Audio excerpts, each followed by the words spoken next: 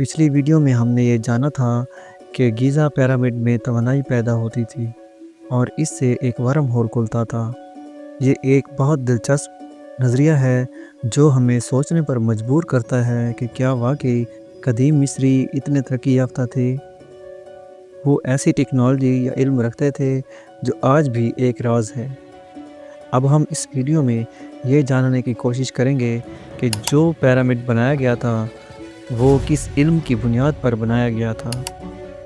کیا یہ صرف ایک عام عمارت تھی یا اس کے پیچھے کوئی خاص سائنسی اور روحانی یا کائناتی راز چھپے ہوئے تھے؟ اس بات کو سمجھنے کے لیے ہمیں سب سے پہلے ایک ایسی شخصیت کے بارے میں جاننا ہوگا جس کا تعلق علم اور حکمت سے تھا، اور وہ ہے توت۔ توت، جسے قدیم مصری تاحوت بھی کہتے تھے، ایک دیوتا جو علم، حکمت، تحریر، جادو اور چاند سے منسلک تھا۔ اسے اکثر ایک آدمی کے جسم اور ایک ایبس پرندے کے سر سے دکھایا جاتا تھا۔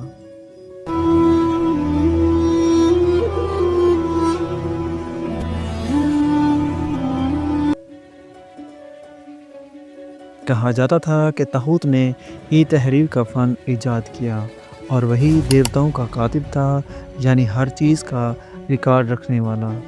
بہت سے لوگ مانتے ہیں کہ تاحوت نے کچھ ایسے رازوں کو محفوظ کیا جو آج تک انسانوں کے لیے ایک معمہ بنا ہوا ہے۔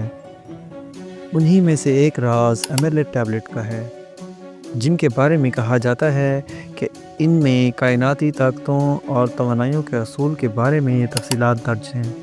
نظریات کے مطابق دا پیرامڈ آف گیزا کی تعمیر بھی اسی علم کی بنیاد پر کی گئی تھی۔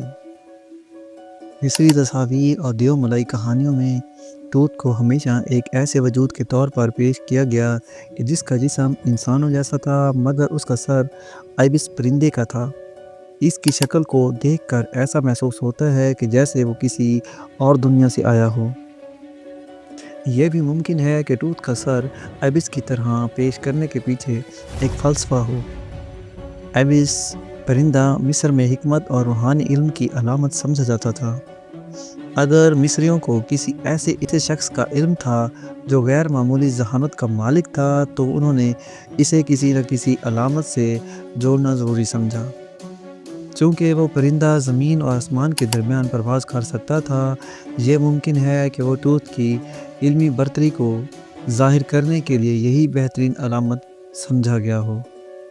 اگر توت محض ایک خیالی کردار تھا تو مصری اسے ایک عام دیوتا کی طرح بنا سکتے تھے، جیسا کہ انہوں نے دوسرے دیوتاؤں کو بنایا۔ مگر یہاں معاملہ کچھ اور تھا۔ انہوں نے جان بوجھ کر اسے انسان اور پرندے کے امتزاج کے ساتھ پیش کیا، جس کا مطلب یہ ہوا کہ وہ کسی ایسی چیز کی عکاسی کر رہے تھے جو حقیقت میں موجود تھی، مگر عام انسانی فہم سے بالا تر تھی۔ مصری تحریروں میں توت کو وہ ہستی کہا گیا ہے جس نے ایمرلڈ ٹیبلٹس لکھی، وہ تختیاں جن میں کائنات کے راز درج ہیں۔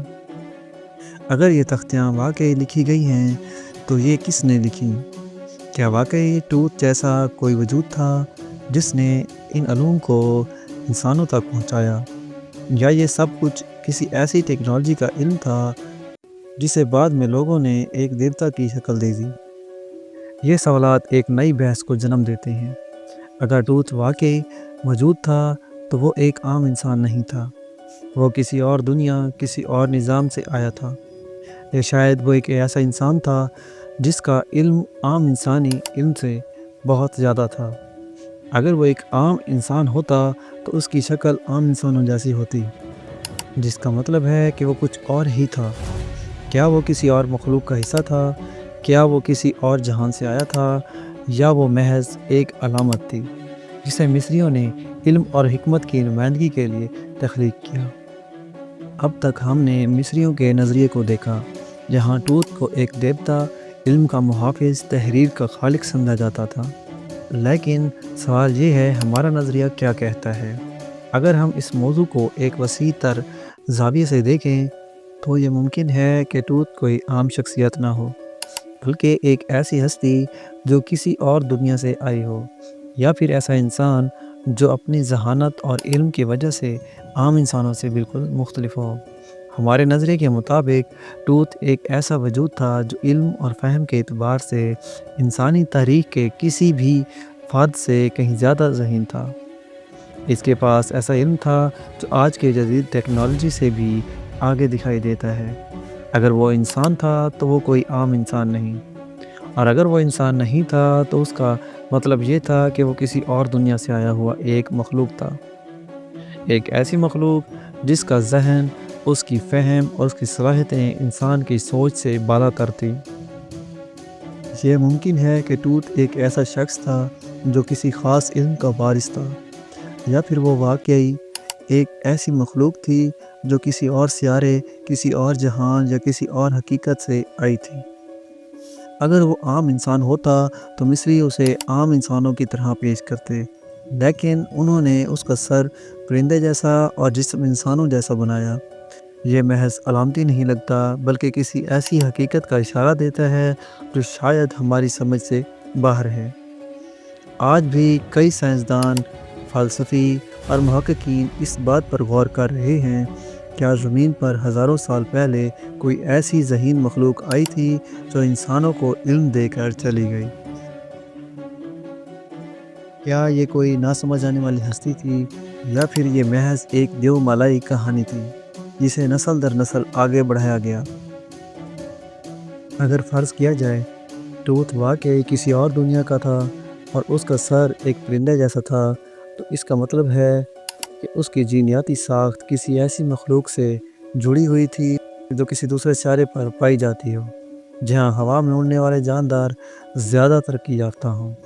ایسے سیارے کا ماحول زمین سے مختلف ہو سکتا ہے، شاید وہاں کشش ثقل کم ہو، جس کی وجہ سے ہلکے وزن اور بڑی ہڈیوں والے جاندار ترقی پا سکتے ہوں۔ یہ بھی ہو سکتا ہے کہ اس کے جسم میں کاربن کی بجائے سلیکون یا کسی اور عنصر کی زیادہ مقدار ہو، کیونکہ کچھ سائنسی نظریات کے مطابق سلیکون پر مبنی زندگی بھی ممکن ہو سکتی ہے، خاص طور پر ایسے سیاروں پر جہاں درجہ حرارت بہت زیادہ ہو اور کاربن کیمیائی لحاظ سے کمزور ہو۔ اگر اس کا جسم کسی ایسے عنصر پر مشتمل ہوتا جو زمین پر کم پایا جاتا ہے، تو یہ بھی ایک وجہ ہو سکتی ہے کہ اس کی شکل اور بناوٹ عام انسان سے مختلف ہو۔ ایک اور نظریہ یہ ہے کہ قدیم مصریوں نے صرف اسے علامتی طور پر اس پرندے کا سر دے دیا ہو، کیونکہ آئبس پرندہ حکمت اور دانش مندی کی علامت سمجھا جاتا تھا۔ لیکن اگر یہ علامت نہیں بلکہ حقیقت ہو تو اس کا مطلب ہے کہ وہ کسی جینیاتی تجربے کا نتیجہ تھا، یا پھر وہ کسی ایسے ارتقائی مرحلے سے گزر رہا تھا جو زمین پر نہیں بلکہ کسی اور دنیا میں ہوا ہو۔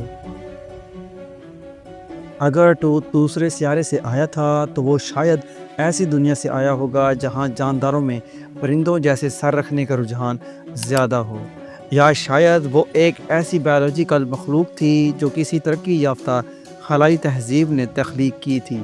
کچھ لوگ یہ بھی مانتے ہیں کہ قدیم دور میں زمین پر ایسے سیاح آئے جو دوسرے سیاروں سے تعلق رکھتے تھے، اور وہ انسانوں کو علم سکھانے کے لیے آئے تھے۔